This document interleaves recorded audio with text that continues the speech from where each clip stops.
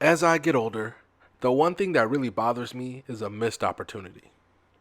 Now, missed opportunities are a part of life, and now that I'm staring down the gun barrel of 30, I feel like I'm one of the few welcoming it with open arms after barely surviving my 20s, which included drastic credit card debt, personal mental health wars, mind boggling politically historical moments, can't forget a whole ass pandemic with a virus which literally shut the whole world down.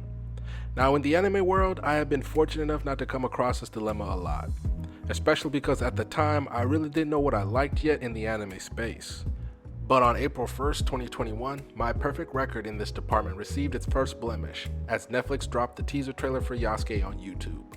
Now, with some hindsight, we can all recognize the missed opportunities in our lives.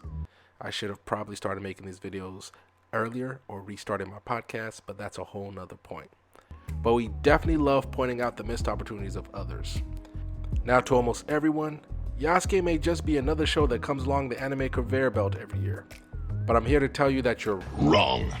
Yasuke could have been something special, but all we're left with is a corpse and people like me wondering what could have been. Let's start with the basics. Yasuke was first announced back in 2018, and it was truly a product of a multinational effort with the show's writing team coming from the United States and the art, animation, and character design coming from Studio Mappa in Japan. With the series creator LaShawn Thomas, known for shows like Black Dynamite, The Legend of Korra, and Cannon Busters leading the way. Yasuke was this mix of the unknown yet intriguing story that got Netflix interested enough to throw its considerable backing behind the project. The story of Yasuke, the only black samurai, is really unknown in the West. I only learned of his story a couple of years back, so as I watched that teaser trailer, I can't describe to you how hyped I was.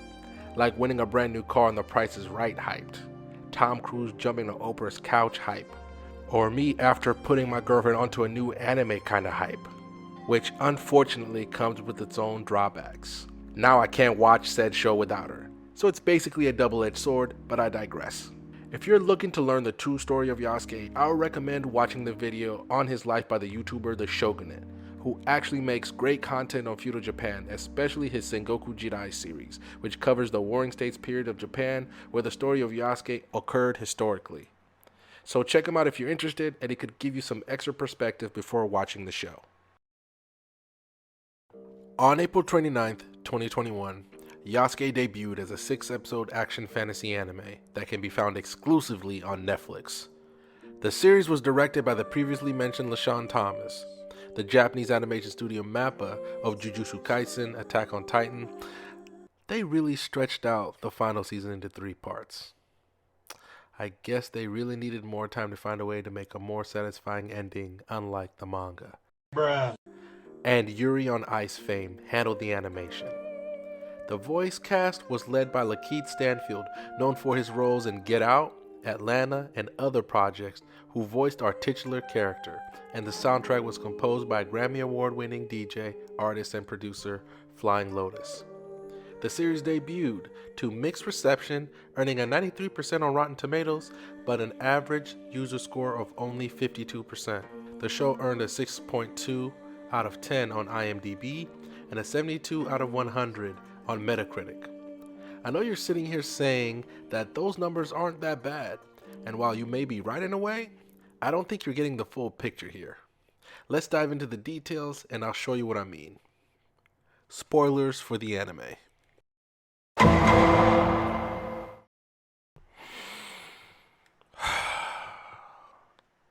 Okay, let's just start with the show's biggest problem.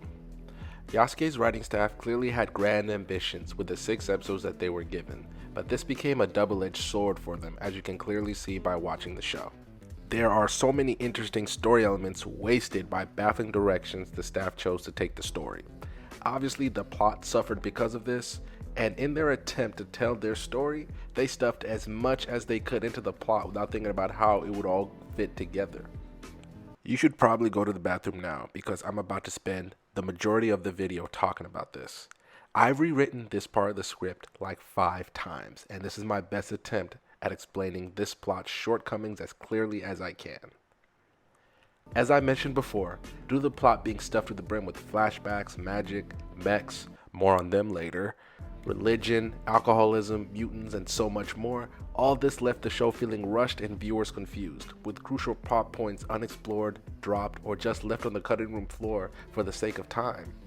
Yasuke's 6 episodes could be the direct result of Netflix funding the show themselves, unlike a show like Record of the Grandcrest War, which in my opinion suffered from the same problems as Yasuke. However, Record of the Grandcrest War had 24 episodes to work with, plus the series followed a more traditional route to becoming an anime. Focusing on the plot, I want to start at the top.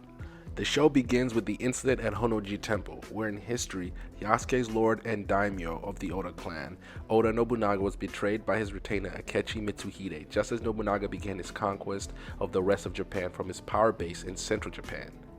And immediately, we run into some problems.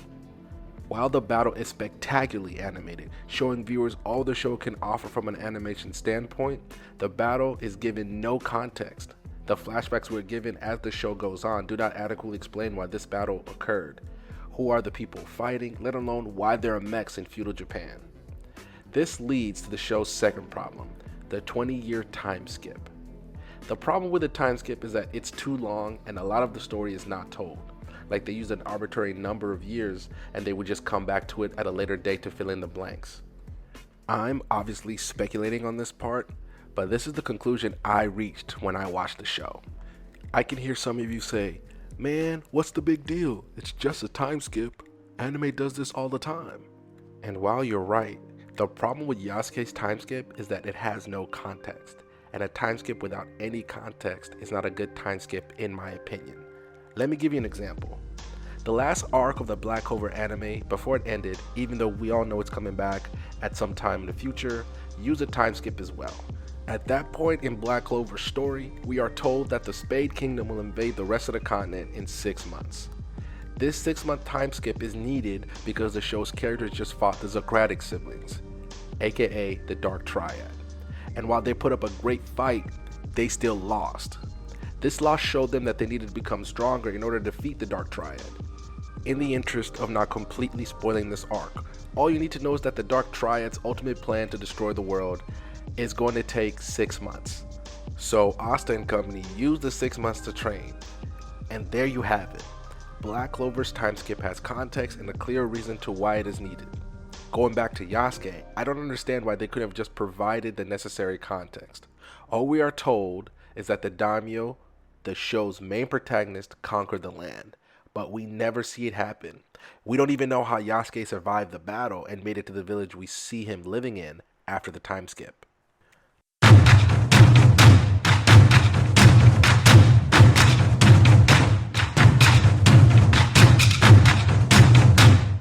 I want to take some time to further cement why the 20-year time skip is a huge problem. Now, you guys already know about the incident at Honnoji Temple, which I mentioned previously, but I want to show you the state of Japan at that time. Before his death, Nobunaga had basically conquered central Japan, and was actually fighting the Mori clan to the west and the Uesugi clan to the northeast, and was preparing to invade the island of Shikoku, which was controlled by the Chosokabe clan.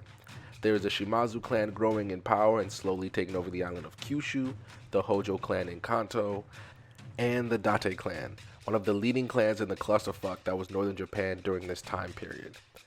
There is also the Oda clan's staunch ally, the Tokugawa clan, whose daimyo, Tokugawa Ieyasu, ironically was visiting Nobunaga around the same time. Due to what happened at Honnoji Temple, he literally had to flee for his life back to his own territory. But that's a story for another day. Fun fact, I am a huge history buff, as you can tell by what I just said. Now obviously, I know more about Japanese history than the average viewer who lives outside of Japan, but you don't need to know Japanese history to understand what I'm about to say. If you're going to tell me that a bad guy did something, then show me the bad guy doing said something. That is like a classic rule of storytelling. I guess you could say whatever that hand thing she was doing to signal the battle in the first episode was something, but that raises even more questions which don't get answered. Who is she?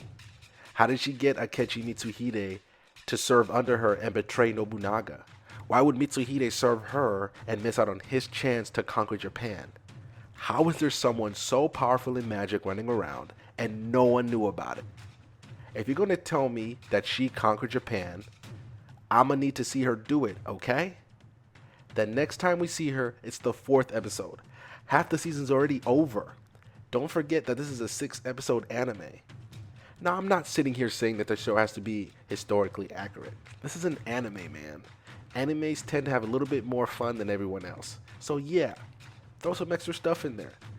But if you're going to use an actual historical time period, especially what may be the most critical moment of one of the more famous historical events in a country's history, you can't just skip the second half of the story and get an alternate ending without telling us or showing us how it happened. It may be that since the writing team is mainly from America, that this historical context wasn't taken into consideration, which would be really alarming because wouldn't you want to know as much as possible about the time period you are portraying so that you know what you want to use and what you don't? Here, let me use another example to get my point across. Hopefully this makes sense. It would be like the creator of My Hero Academia making an anime about Jackie Robinson breaking the color barrier in baseball. But he chose to barely portray any of Jackie Robinson's career, instead focusing on the worst day of his life, all while giving people little glimpses into why that horrible day may have happened, but none of them make sense. Then he skips 20 years later and Jackie Robinson's retired, and for some reason he wasn't a Hall of Famer. Okay, too far. Okay, I've gone way too far, of course. Let me get back to the actual video. I've actually mentioned this problem with Yasuke's plot before in part 2 of my 2021 anime year in review video, which you should check out in its entirety after this video. I wish LaShawn Thomas and his staff focused on telling us a story just about Yasuke. We needed to get to know him and start rooting for him. Now don't get me wrong, the version we got was great and is a great testament to some of the great work the staff put into the show. But how can you name the show after him and have Yasuke basically serve as a bodyguard / chaperone for the majority of it? If they chose to take their plot in a more Yasuke focused direction, who knows? Maybe Netflix would have ordered another season, especially since they've been jumping on the anime train over the last few years. Yasuke could have fit in nicely into Netflix's lineup if the right choices were made.